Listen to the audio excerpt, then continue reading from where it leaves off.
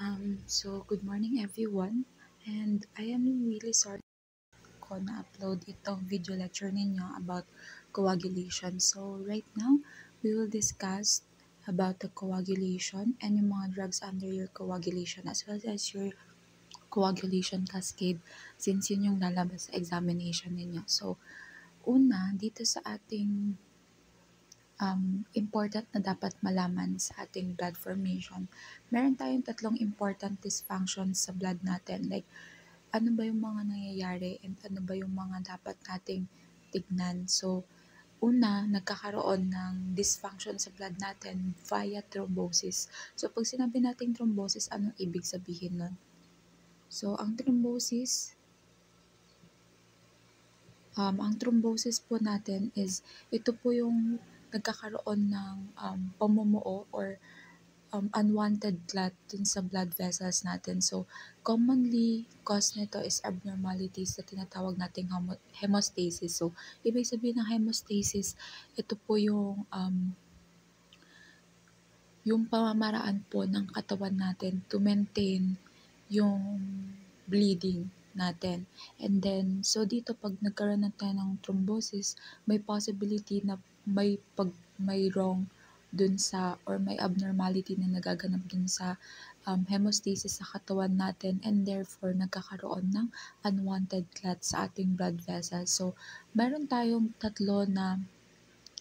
apat na dahilan kung bakit nagkakaroon din ng thrombosis and ano din ang nagiging dahilan ng thrombosis. Una is yung acute coronary syndrome, yung deep vein thrombosis, yung pulmonary embolism, and acute ischemic stroke. So dito, next one, meron din tayong bleeding disorder na usually is failure of hemostasis are less common than thromboembolic diseases. So dito, may dalawa tayong factor kung bakit nagkakaroon ng bleeding disorder, which is yung hemophilia. Ang ibig sabihin ng hemophilia, yung blood natin, wala na siyang kakayanan mag-clot ng maayos.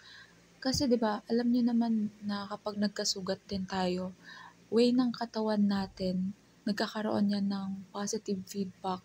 Yan, mas paduduguin niya yung katawan natin para more of maramdaman or makita ng katawan natin yung side kung saan nagdudugo tayo tapos magka-clot dun para ma-stop yung bleeding. And then, next one, we also have your vitamin K deficiency which is nagkaroon ng sa vitamin K, nagkaroon ng bleeding.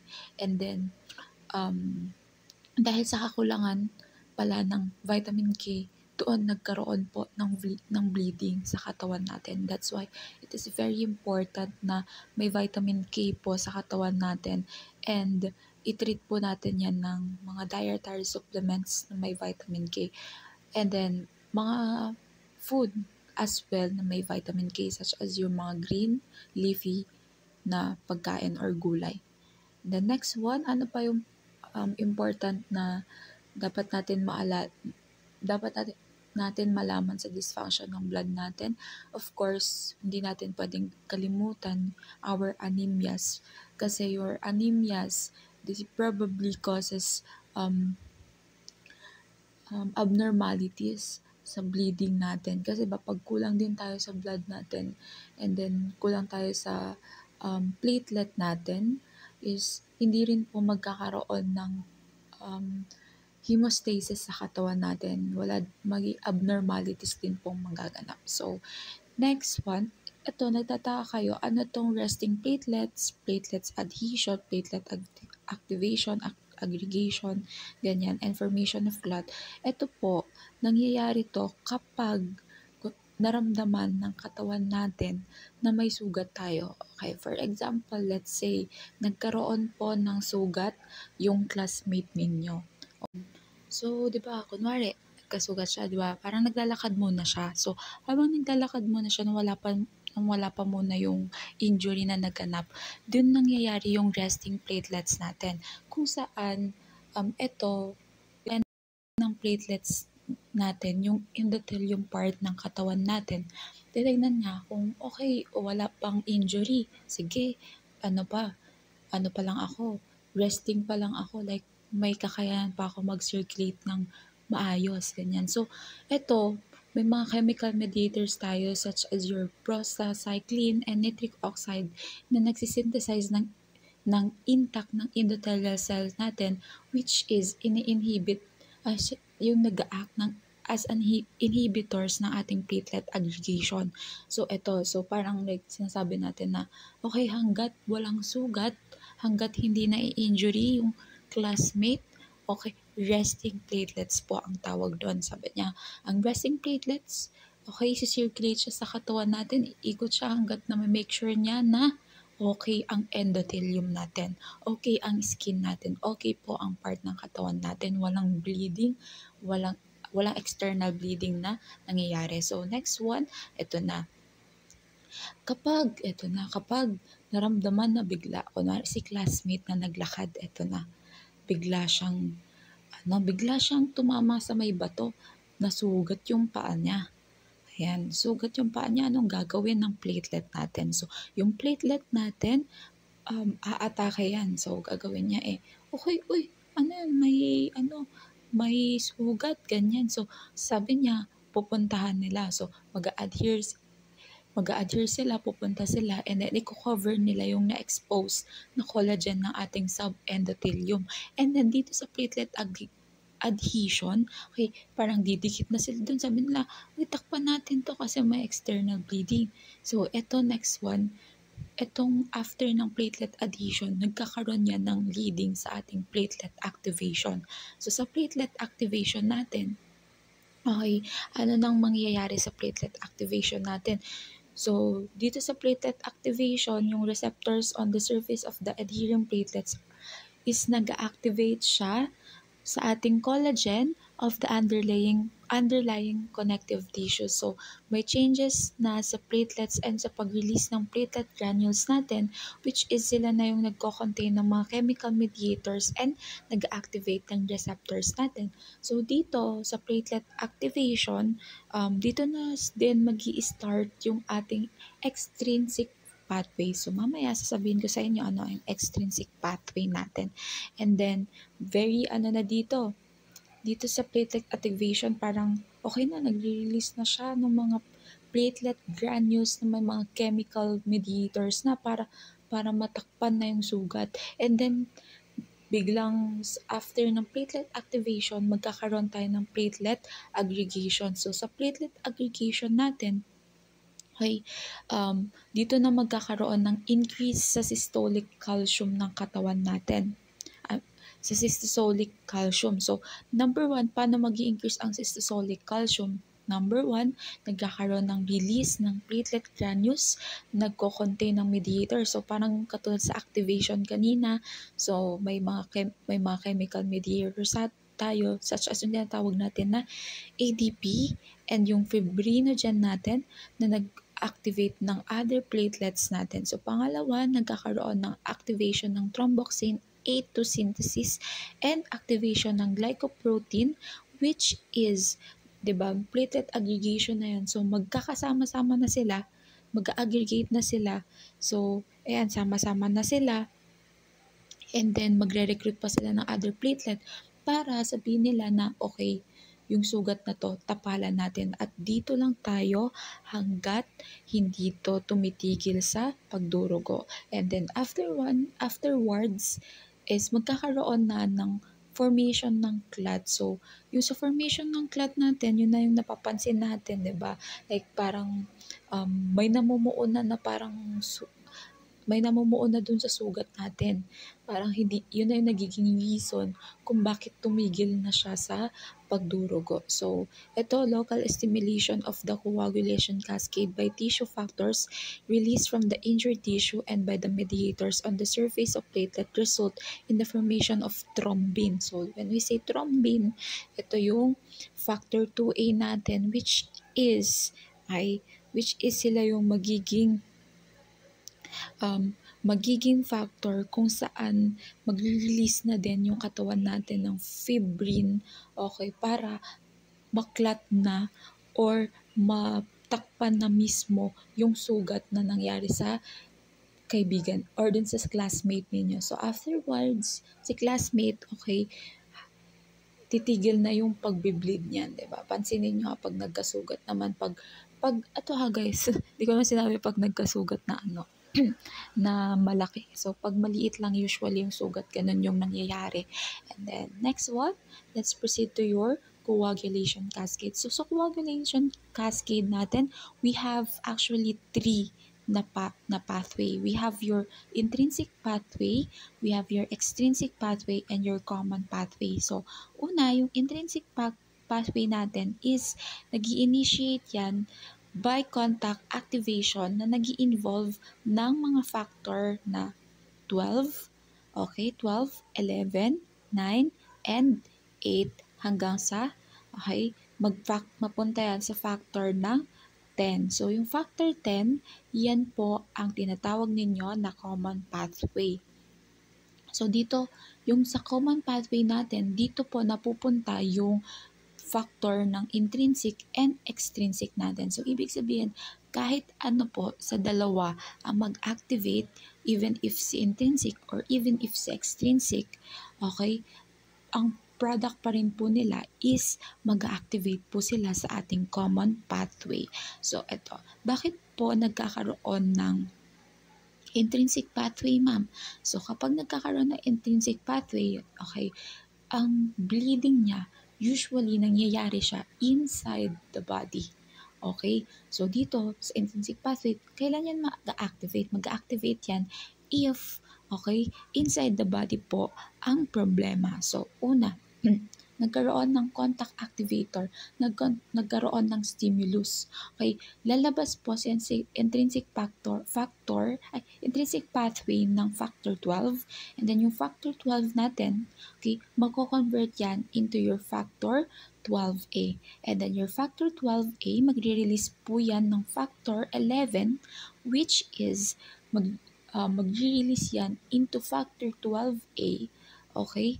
So, yung factor 12A natin, magre-release yan ulit ng factor 9, which is with the use of your calcium, okay, magre-release once again ng factor 9A, and then your factor 9A, okay, sila na po yung magre-release ng factor 10, okay, which is via factor 8A with phospholipids and your calcium, 'di ba? Yung mga itong phospholipid, itong calcium kanina naalala ko sinabi ko sa inyo na sila yung mga sa may platelet aggregation, okay? So after that, ayan na, mayroon na tayong factor 10. Sa intrinsic pathway tayo ha.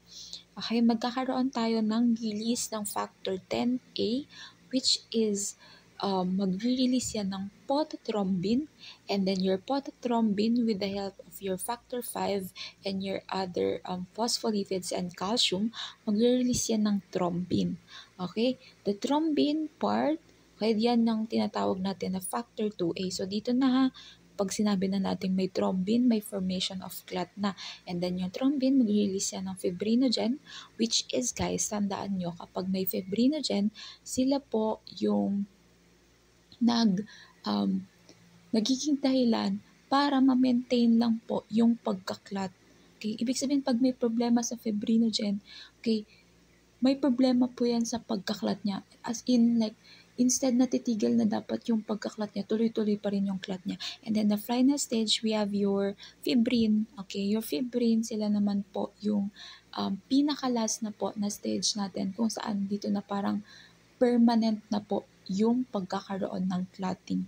Okay, nagkakaroon na ng permanent. And then next one, your extrinsic pathway. Diba sabi ko kanina, kapag nagkaroon ng external bleeding, dito na po magkakaroon ng extrinsic pathway natin. So, anong factor natin dito? So, ang factor na meron tayo dito is nag-involve tayo ng ating factor 7 and factor 10. So, your factor 10, so, eto na, di ba, may factor 7A tayo,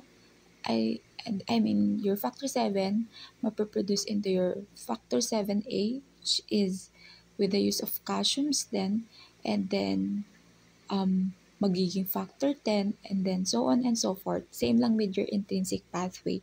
And then your common pathway, yung both, sabi ko na rin to kanina, both intrinsic and extrinsic pathway, even if sino man ang mag-activate sa kanila, magkakaroon pa rin yan ng activation of factor 10, which is your factor 10 is the common pathway. And then, yun na, magli-lead na yan sa activation ng thrombin, which is mag-convert na din ng fibrinogen into fibrin and then forming of clot. So, ito, di ba sabi ko kanina, meron tayong meron ako sinasabing calcium. May sinasabi din akong phospholipids, may sinasabi din akong thrombin and fibrin. So, your calcium, anong ginagawa ng calcium? Yan po ay very important para sa activation ng several clotting factors. Sabi, kaya kanina, may mga calcium dyan. Yan, sila po yung mga factors natin para mag-activate po yung mga clotting factors natin. And then next one, your phospholipids. Your phospholipids natin, sila po ang nagbibigay ng surface para sa assembly ng ating clotting factor complexes. And then your thrombin, sila yung final enzyme sa ating cascade. Diba? Yan yung sinabi ko sa inyo na final enzyme ng cascade natin, which converts your fibrinogen to fibrin. Okay? Fibrinogen kasi guys, hindi pa siya, kapag may fibrinogen siya, hindi pa siya permanent. Pero kapag nag-fibrin na siya, ito na yung pinaka-permanent na din niya. And then your fibrin, yung insoluble protein na nagpo-form ng meshwork sa ating blood clot. So, clinical significance ng ating coagulation cascade.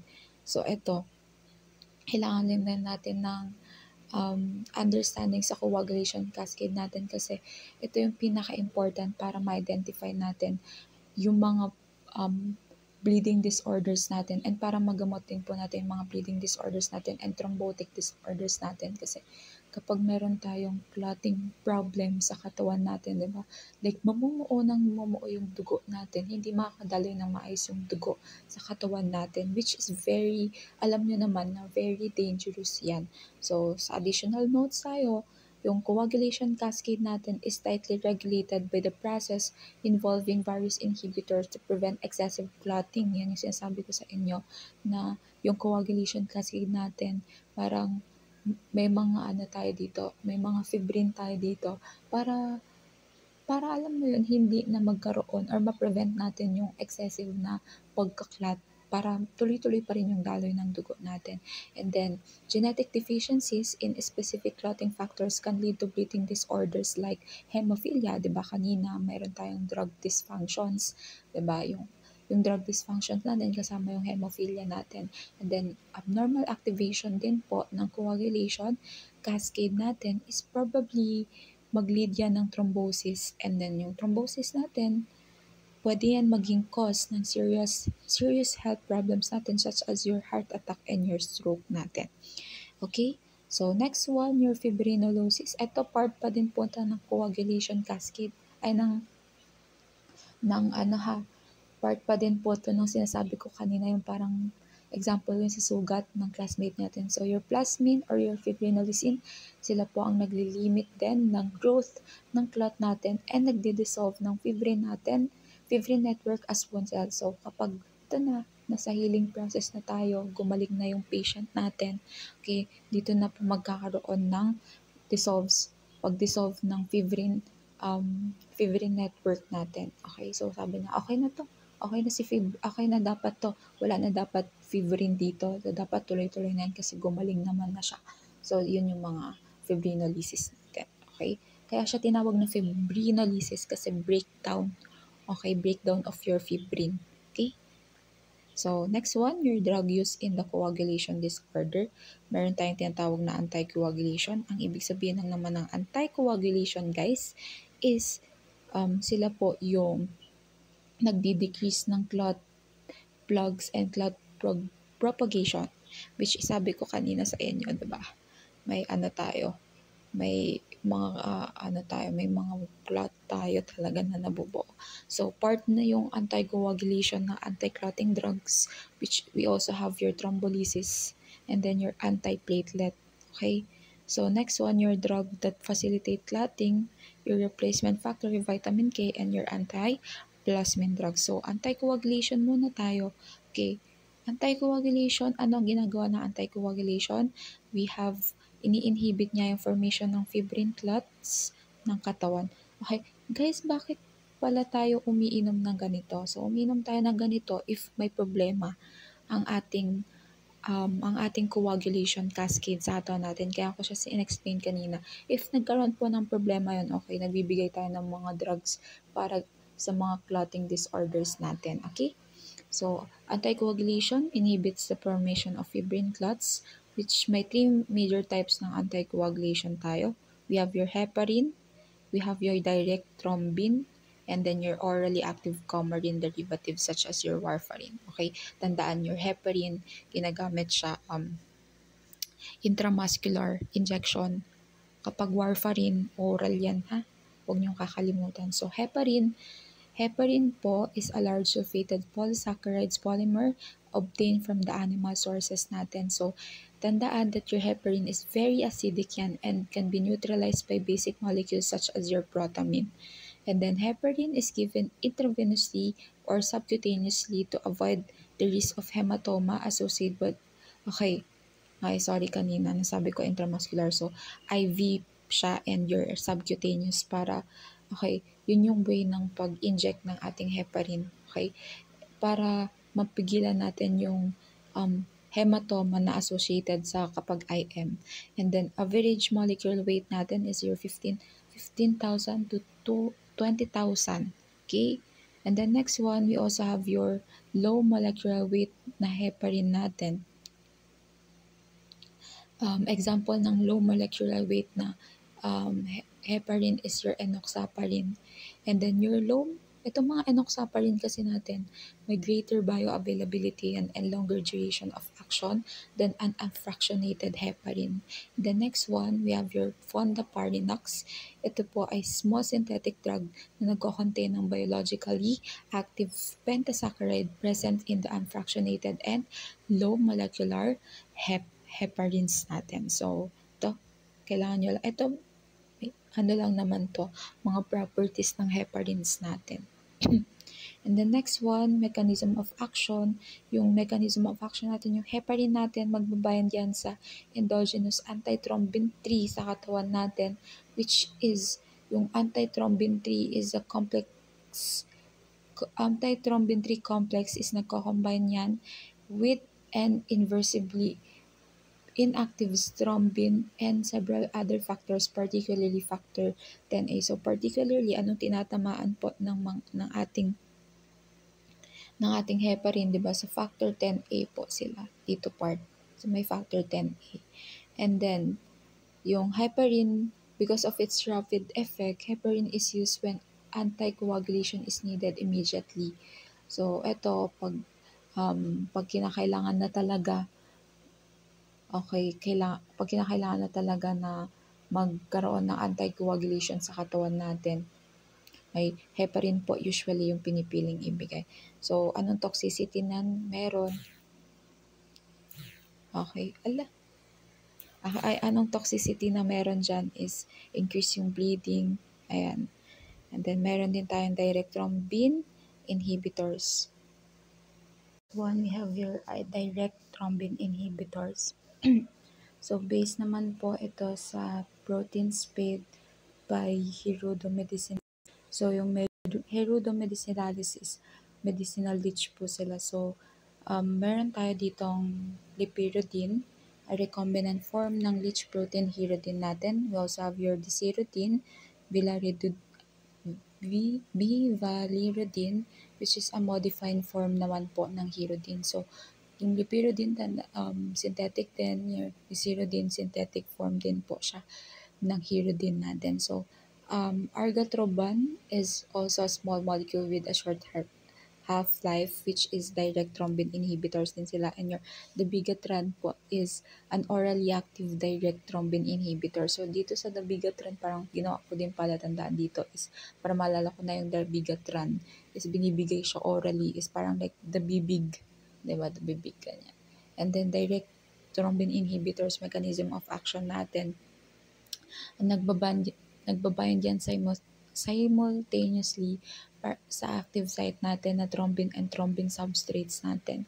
So, pag nag-bind yan doon, so syempre, titigil na po yung blood blood um, blood clotting sa katawan. And then your bivalirudin, inhibit din po nila yung platelet activation natin, which is alam niyo naman po na ginagawa ng platelet activation. Okay, nag-release yan ng mga chemicals na para magsama-sama din sila o para mag-activate din sila. And then clinical use, of course, nagamit para as an alternative sa heparin natin sa mga patient with heparin-induced thrombocytopenia. Ibig sabihin, kapag yung patient natin nag-i-induce yung thrombocytopenia niya, okay, via use of your heparin, ang binibigay natin is your direct thrombin inhibitors.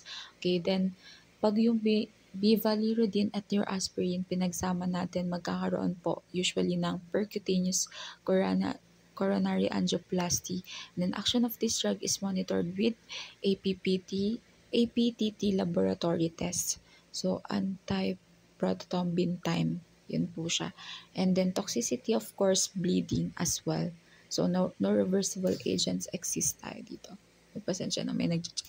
And then next one, your direct oral factor 10A inhibitors. We have your rivaroxaban and your apixaban. So these drugs are given as fixed oral doses and do not require monitoring. Hindi na kailangan ng monitoring dito, which is unlike your heparin and your direct thrombin and then your direct thrombin inhibitors. And then MOA, mechanism of action. These small molecules directly bind sa ating free factor 10A and factor 10A found in the clotting complex. So pag yan, syempre, pag nag-bond yan dyan, titigil na po yung formation of clot. And then, rivaroxaban is approved for prevention of venous thromboembolism following hip or knee surgery and for prevention of stroke in patient with atrial fibrillation.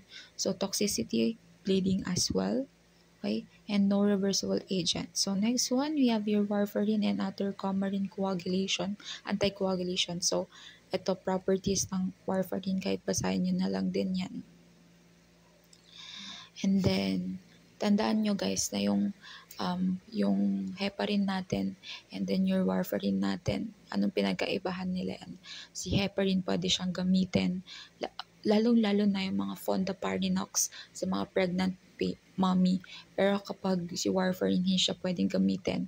Okay? So, and then your warfarin, mechanism of action niya, ini-inhibit niya po ang vitamin K exposide reductase sa katawan natin, which normally converts vitamin K exposide to reduce vitamin K. Diba kanina sa problema din ng katawan natin. So yung vitamin K dependent factors, kasi may mga factors kasi tayo na dependent kay vitamin K, such as your factors 2, sa factor 7, factors 9, and factor 10. Kapag may problema sa vitamin K natin, possibly is nagkaroon din ng problema sa coagulation natin. So kapag ganyan, inhibit lang po natin yung vitamin K exposide reductase natin. And then antidote lang po ng warfarin is vitamin K. Ano antidote ng heparin? Protamine sulfate. Okay? So more rapid reversible can be achieved by transfusion with fresh or frozen plasma. So itong clinical use niya, yung warfarin is ginagamit for chronic anticoagulation sa lahat ng clinical situations described previously sa ating heparin except pregnant women. Same lang yung gamit ng warfarin and heparin except lang talaga kay pregnant women. Toxicity, syempre, bleeding. And then, yung warfarin, pwede siyang mag-cause ng bone defects and hemorrhage sa mga developing fetus, kaya bawal siya sa mga mommy na buntis. And tandaan na may narrow therapeutic window siya, so very delikado talaga siya. And then next one, we also have your thrombolytic agents. Okay, eto hindi ko na siya masyadong hayaan ko na kayo na i-study to kasi hindi na rin naman siya masyadong lalabas sa examination. So very sinabi ko lang talaga sa inyo to, yung mga important na lalabas. So aspirin, okay, ito antiplatelet drugs. Okay, ano pinagkaibahan ng anticoagulation sa antiplatelet? Okay, yung anti-platelet, in-stop niya na talaga yung platelet mismo. Pero yung sa anticoagulation kasi, more on focus siya, or anticoagulants, more on focus siya sa coagulation pathway natin. Okay, anong example ng antiplatelet? We have your aspirin, glycoprotein, and then your phosphodiesterase 3, which is yung example, dipyridamole and your cilostazol. Okay, so ito na siya. Basahin nyo na yan. And very important din. So, ito lang naman. Yan lang po muna for our sa drug. Pero explain ko to afterwards. Pero since wala nang time, alam nga naman pababain ko pa yung video diba?